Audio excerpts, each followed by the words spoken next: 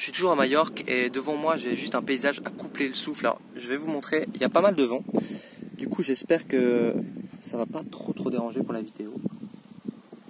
Mais là avec mon nouveau téléphone ça a l'air d'aller.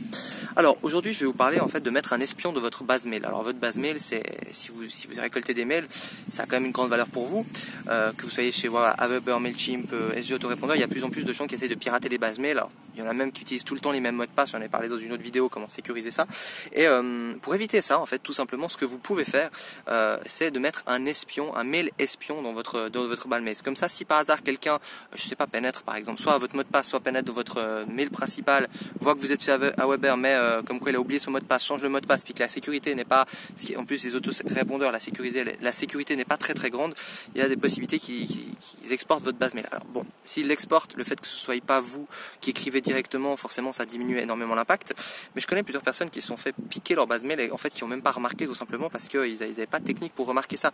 Et donc du coup, l'astuce la plus simple, c'est tout simplement de mettre un mail à vous dans cette base là, comme ça s'il y a des gens qui vous écrivent un mail, vous allez le remarquer.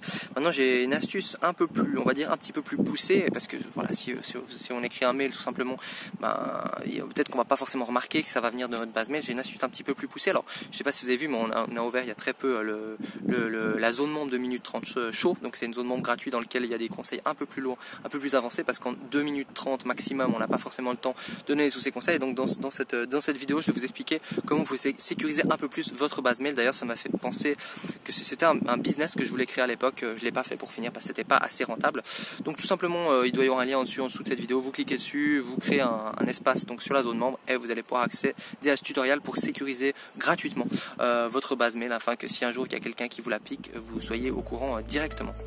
Donc voilà, c'était le conseil du jour, à bientôt, ciao.